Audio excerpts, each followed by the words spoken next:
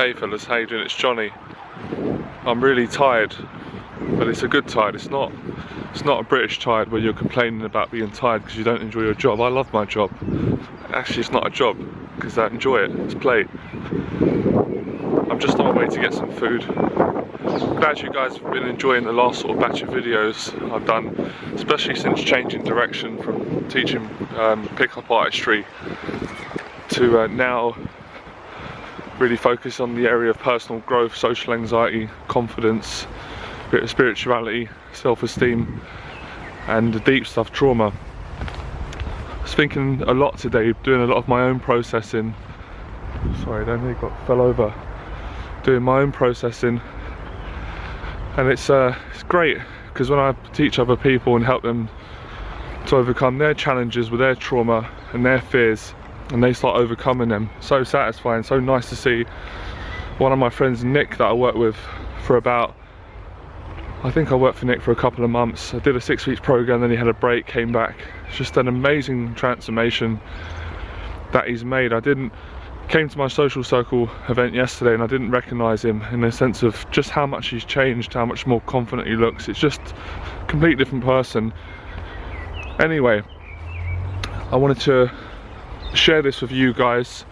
I wanted to share some of my old insecurities, my old faults, character flaws, and how they really hurt me and enabled well, they actually didn't enable me to enjoy my life. I was suffering for many years. So where do I start? Yeah, this video is about how important it is to be really careful about the relationship we build with ourselves, because the relationship we build with ourselves is the relationship that we build with other people. And even when I used to hear all this stuff, I used to just roll my eyes out and say, oh, it just sounds too spiritual, too, you know, lovey-dovey, the relationship with the self and the grass and the universe and the flowers and the trees.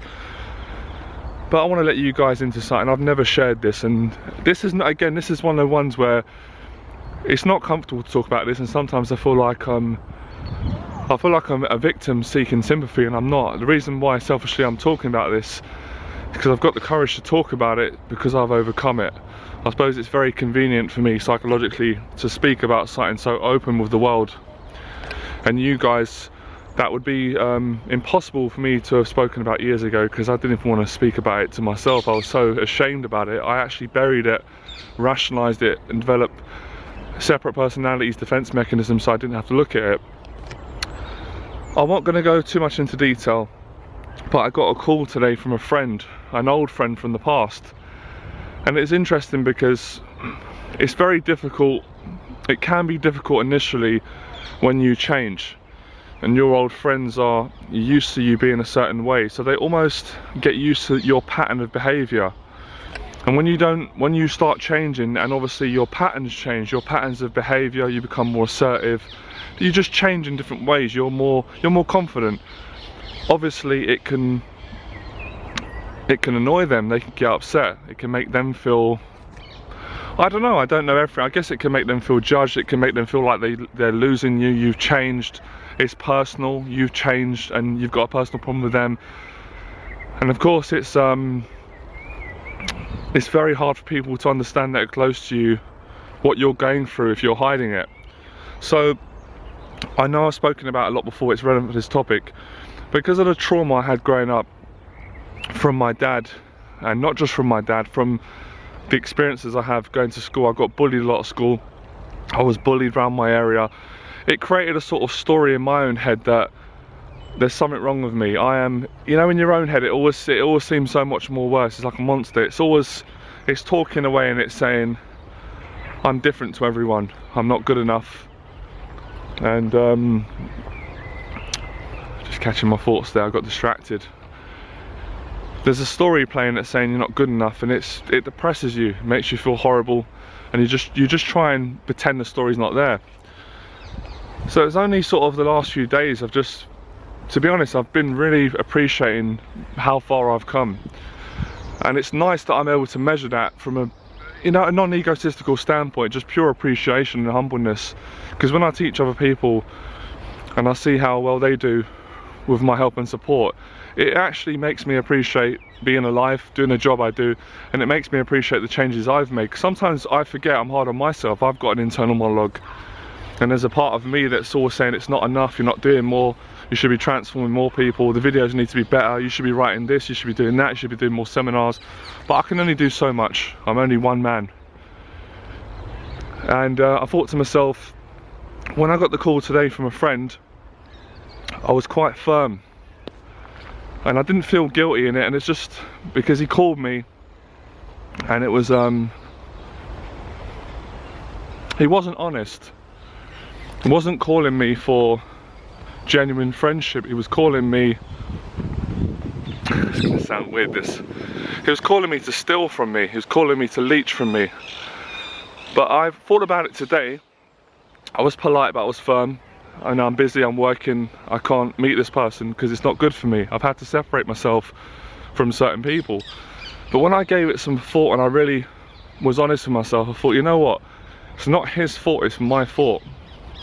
It's my fault years ago for not standing up for myself, not dealing with my issues, and allowing people to take advantage of me because I had no personal boundaries and I didn't like who I was.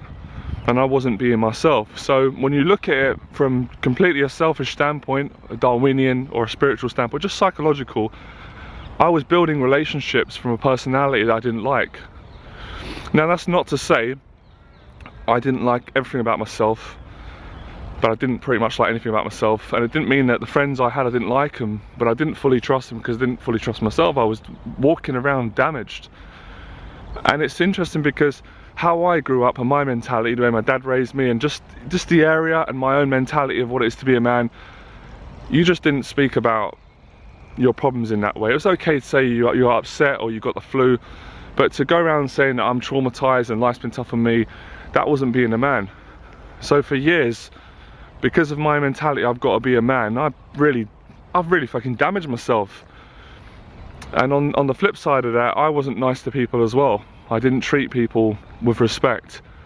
I didn't treat people with respect, and I got that back. And that's why most of my friends, they were not really true friends. They didn't, it's so difficult to say this, but it's true. I got the realization today, I realized it, and I was excited as well to share it with you guys because I know this is going to speak to a lot of you. But again, it was my fault. I had friends that were dishonest. I had friends that were, I know that they were speaking about me behind my back.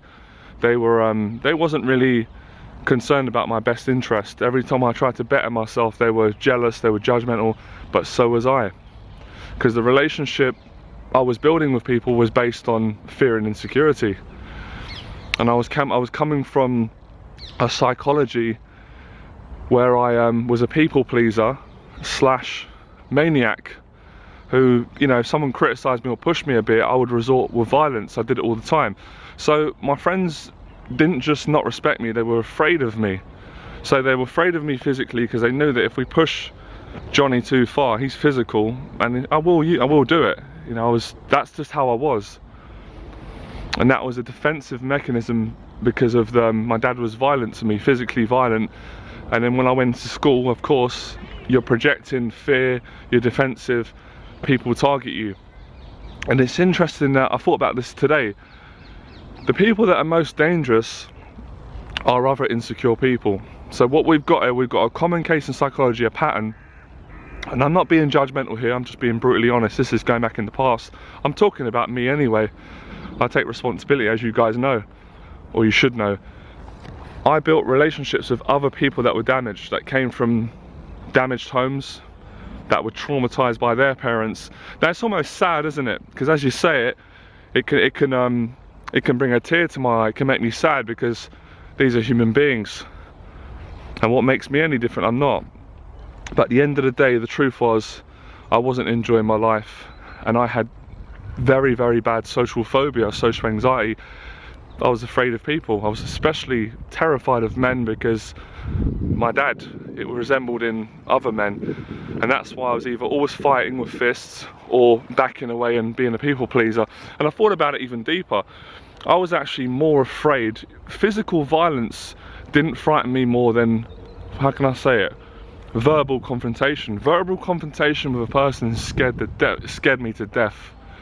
So if someone got upset or disagreed, or I felt that they outsmarted me or they were more intelligent than me, that humiliation, that embarrassment, and that you know, that chance to lose approval, or to sort of, as Alan Watts would say, someone getting one up on you, I really had a very weak character when it came to stuff like that. And again, it's all because of that male insecurity. It's all because of feeling that being a man is always demonstrating physical strength, and I've really learned as I've got in my 30s that couldn't be anything further from the truth.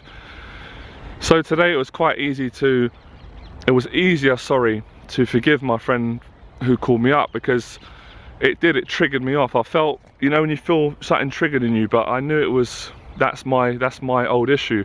But I also felt incredibly excited and relieved after, because I'd realised I've changed so much, and I could sense that my friend had more respect for me immediately, where in the old days, if someone would have called me and said, do you want to come out, do you want to meet up, I want to see you, if I'd have said I can't, it would have been like, oh come on, it would have, you know, just not respected me. But I could just feel, because I'm a psychology man, that my certainty, my congruency, people can feel it down the phone. So as human beings, we're not stupid. We know when we're manipulating people, and we also know when we're being kind and we're working from the right place.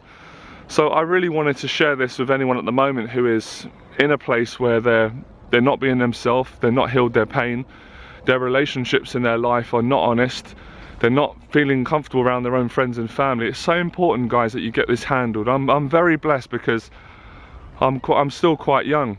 I'm only 32 years of age, and I know there's people that, some people go to their grave with a trauma, some people don't do it to their 40s and 50s, and the longer you leave it, you're just going to be in pain. And believe me, I tried all the other tricks, making money, as you guys know, shagging lots of women, going out, drinking, drugs, violence. That doesn't stop it. It doesn't get your self-respect. And I wrote a quote on Facebook today, and I said, everything that we want from people, we must develop in ourselves. So a lot of men, all of us, don't we? We want people to respect us. We want people to, we want to feel that people, you know, appreciate us and we're significant from their, you know, perception. But people are not going to give you that if you don't give that to yourself. Now, my old psychology was, you can't trust people. People are always going to try and take advantage. They're always trying to strategize when is the next time to get one over on Johnny. But I've realized that's actually not true. But it was true for me back then, because that was my psychology, and I just got that everywhere. A couple of relationships I had that were really good, I would say they were better, but all my other relationships were really bad. And when I had my awakening 2 years ago, it was horrifying to see that most of my life was, it wasn't real. I was living in the wrong body. Everything was wrong, everything. And that was all at the result of, what do you call it, unresolved childhood issues. But I'm not hard on myself, because like most people, I wasn't aware of it. I didn't know about psychology. I wasn't very educated at that time. And I just, I was used to being around angry people. It was normal to moan, complain about politics and how bad life is and how difficult women are and all this. So I was in a wrong story.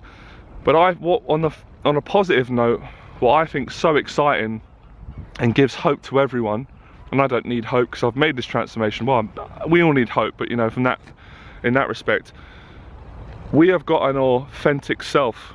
I was teaching the other day and I said to a guy, I call it the authentic alarm. We have got, as Eckhart Tolle says, we've got a watcher, we've got a true self that is not a personality, it's not an ego, it's not a story, it's not a consequence of how someone made us feel and then we developed a personality from that. It is a beautiful, authentic, all-loving, strong, vulnerable self that is connected to all the other selves. And that's why people say things like, I just don't feel right, or my life doesn't feel right. And I can see now why so many people say that, because I used to feel that way myself, and now I can honestly say things feel right, things feel good. That doesn't mean I don't get my struggles, because they say the struggle of waking up is more painful and terrifying than being asleep, but it's very beautiful, because you don't just awaken to the potentiality of the world and the universe and what's around you and all what you can achieve and the amazing people you can meet and all the adventures you can have. You have to wake up to the nightmare which you created which was an effect of your trauma, your abuse, and you have to see all the things that you did. And I did a lot of bad things to people, and I didn't, you know, I don't really need to verbally apologise to it, because I had a nervous breakdown. I had some, I'll be honest guys, I had really bad depression a couple of years ago. I didn't even share it with you guys. I was really sort of working through it behind the scenes, but I'm so glad to have gotten out of it and to have just rebuilt myself, rebuilt my character, refined myself. And it's interesting because, I mean, personality wise, he nearly killed me, the cyclist. No love for humanity. Personality wise, I don't feel I've changed that much, my sense of humour, sort of mannerisms, but there's something that's changed, and that's what I noticed. Well, I was sort of saying to my friend Nick that I work with, it's almost like he said, he's like, I've not changed that much, but everything's changed, and that little difference, that movement, that internal shift, that switch, that is the difference between us having a beautiful relationship with a woman, doing the job we want, making money, having nice experiences, and having good relationships.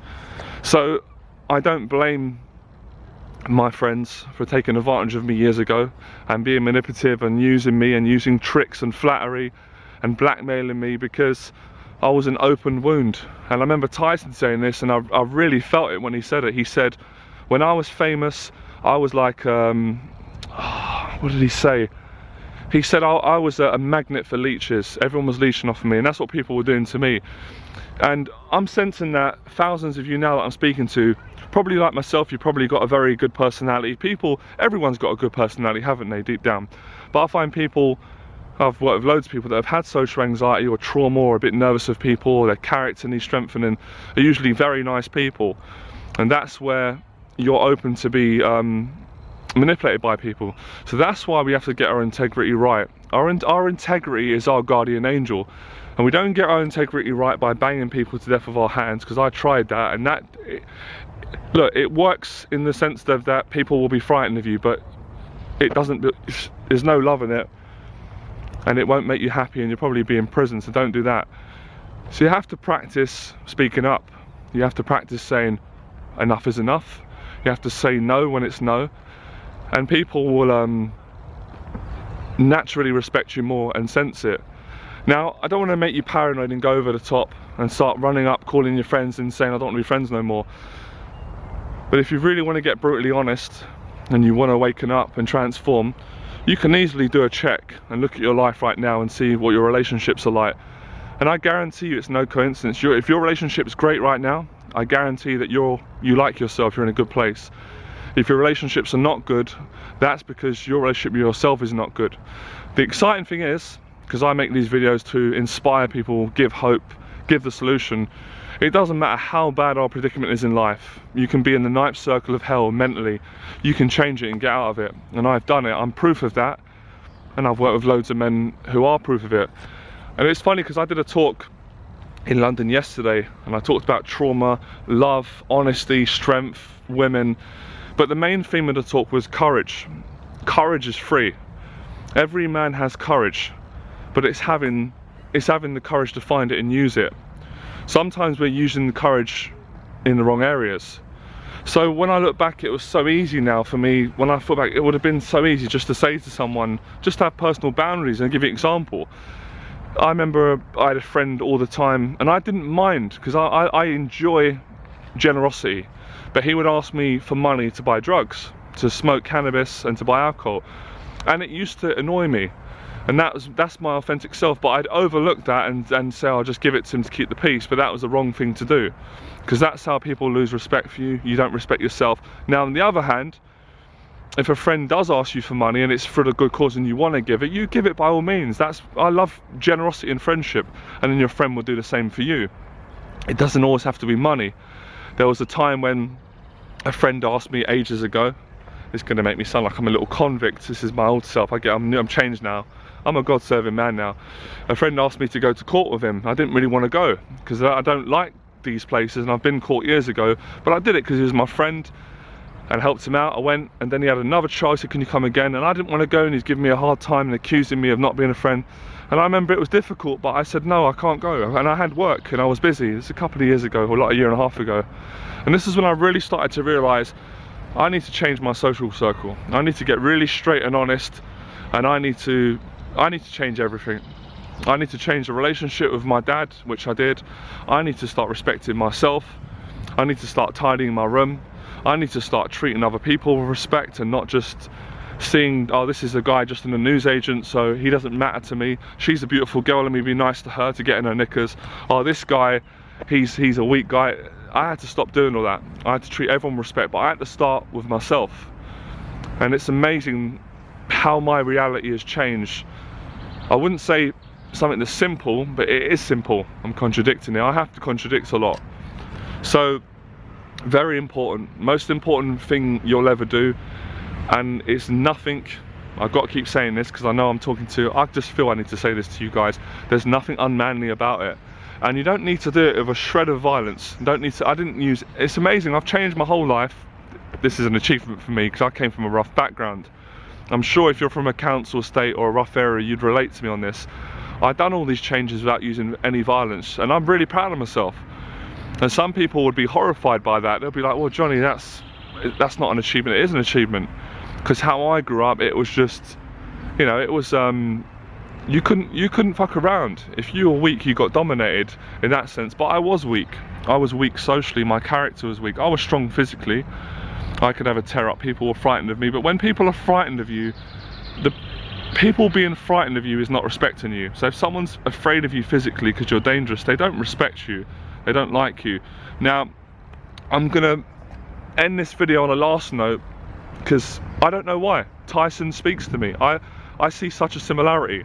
I'm not the heavyweight world champion. I'm a lot slimmer. But when he said, when I seen his transformation, I'm gonna be really honest with you guys and a bit vulnerable. Fuck it. I was crying one night, like, because I was watching him speak. I think he was with Ricky Hatton. And when they said, wow, you know, you were so successful, you were the best, you're one of the best heavyweights of all time, your speed, the way you used to knock people out, the amount of money you made, the fame, and he just looked, and I could see it was so genuine. He said, it's because I was so insecure. He goes, it's because I grew up and I was just searching for love, and I was in tears, I couldn't help it, I was crying, because obviously I related to that. And then I felt even the pain of my friends, the area I grew up in. So this is all about love. And if we don't have love, and I'm speaking from myself, we can be a danger to society. We've only got to look around us and see how much, I'm not going to go into media stuff, I don't like talking about that, but there's so much, there is a lot of violence in the world, as there's a lot of peace, because people are, don't love themselves. So that's how important it is, especially for young kids. I want to do, this is me, this is a Freudian slip. It's so important that young kids in school are taught to have self-esteem, because if kids don't love themselves, they're going to react violently. People are not violent for no reason. There's not poverty going on for no reason. It's because people are lacking love. So love is the love conquers all. Love is what got me here, because I had to fight through so many fears. I'm sure some of you can understand. It was just incredible courage that I had, and I got that from my father, so I'm thankful that he passed it on to me. And it made sense when Tyson said that I related, even though it doesn't matter from different background, it's the same. He's from a poor area, he had a dysfunctional upbringing. His mother was on drugs, he never had a father. My mum wasn't on drugs, thank God. My mum was a very good mum, but I was in a dysfunctional setting growing up. And it played a massive part. That's why I had so many friends around me leeching off me, and I'd done the same. So I'm not judging them or criticising them, I'm owning this. And now I've fixed that. As Jeff says, when you fix the leaks, and he's talking about the integrity, self-esteem, your honesty, these vampires can't get in and steal your blood and start abusing you, because that's what people do. And it's common in psychology. That's why, I'll be straight with you guys, that's why I had to fix my trauma, because I didn't want to have kids and abuse my kid and beat the shit out of my kid and pass on issues. So I had to get this right unconsciously, because I'm a very loving, caring person. And I've got that strong side to me, like my dad. I've got a strong character. I'm very complex, but you know, anyway. I wanted to get this right, because I don't want to, you know, you don't want to be beating the hell out of your wife. It's not good to hit women, and it's not good to hit anyone. So it's so important now, whatever age you're at, 20s, 30s, 40s, to go get help, seriously seek help. And I'm not selling my services on this video, I'm being very serious. Get a counsellor, get a therapist, or talk to someone about it, because if you don't fix this, It's going to ruin your life. It's going to you'll be vulnerable for other people to take advantage of you. And when I had when I had low self-esteem, I'm going to share it because it feels like I need to share this. This is not ego speaking. This is not likes and subscribers. When I was 22, my self-esteem was so low, I went to the cash machine and paid prostitutes for sex. That's not comfortable for me to admit, but I need to say that because there might be guys watching my YouTube channel now that are doing this because they feel so low, and I allow people to bully me and to completely walk all over me. Women, men, family, even family members who I really love and respect, but people do it unconsciously because you're allowing them to do it. So the way we get ourselves right is by honesty. I shouldn't really have to explain to you guys what honesty is. If someone says to me what's honesty, you should really know. We can use the template from religion. I know religion gets a lot of mocking, but if you take the actual ethics, it's really good. Don't steal, don't cheat, don't lie. And in most Bibles or Qurans, it talks about having character. Listen, being congruent, and when I say love, which I'm talking about, it doesn't mean being a pushover. I may cry once a month, but I'm not. This is my unconscious insecurity. I'm not a pushover. In fact, I've had to calm myself down and water myself down, and I'm assuming you guys are the same. And when I seen Tyson, I thought, wow, he looks so secure. He looks more secure now. He's a family man. Even his speech, he's calmer, he's more present. Go and look at the videos, look at the difference with Tyson when he was younger, because that was a man that was a personality from wounds. Even talks about Tyson as a separate personality. The Tyson you see today is not the same Mike Tyson in the ring. I mean that in every sense of the word. Not just, okay, he's got an older physical fitness, his character. He's done a lot of healing, he's had loads of counselling, he's been in and out of rehab. I'm really inspired. I know he gets criticism because of what he done bad things, but I've done bad things. People make mistakes, but he had the courage and the character to change it. And I like the man that he's grown into, and I like that he's honest about his story, because I think there's so many people that are successful, and maybe this is a little bit of resentment on my part. I'm allowed to have a bit of resentment. I've done a lot of good in the world. People don't really sometimes want to share their story to their followers. They just want to give the impression that it was all rosy. My story wasn't. My story was tragic, it was violent, it was shameful, it was embarrassing, it was dishonest, but it's a very beautiful story because it all came to this. It came to a story of love. Doing YouTube videos in the park. This was impossible for me, guys. I've got to talk to my inner child now. Working with amazing people and transforming people's lives. Sometimes I'm ignorant. I say it, I'm not aware of it. I don't really see it happening. I get a lot of emails every day. So I know every time I do these videos, whether it gets 200 views or 10,000, these videos are changing people's lives because my story is real. My story is real. There's nothing fictional about it. It's not exaggerated. As a matter of fact, I play it down because it's harsh, and when I eventually will write a book, it doesn't feel right now. I'll write the book when I feel it's the right time. I'll really go into detail. But yeah, this video is really about taking responsibility and fixing the relationship with you and not blaming other people. And that's I'll leave you with one last thing. The worst thing to do when you've got trauma, and I've done it myself, or anxiety or hate towards anyone, someone's hurt you, abused you, is to live victimization. Victimization is the most dangerous place for a person to be at, because victimization says it's them, not me. Doesn't mean if someone abuses you, they're right. It's wrong what they did, but your reaction to it is in your power. So much personal power. So don't allow people to bully you into taking drugs. Don't allow people to make you cheat. Don't ever let a man make you, don't ever let a man or a woman or a human being make you come out of your integrity. Your integrity is your soul. That's your respect for your body. You don't go around selling your body, do you? Hope not. Some of you. I'm just joking. So wow, yeah, fucking hell, what a journey. We've done well. I've got to give myself credit. And to anyone who's going through this, now if you are going through it, don't panic. Don't feel like, oh, Johnny's got his trauma handled, all of his students now are fixing theirs and I'm on my own, no one cares about me, because that's not true. That's victimization. When you make a move, God comes forward, or higher consciousness, spirituality, a part of you that's strong and loving, You have to come forward.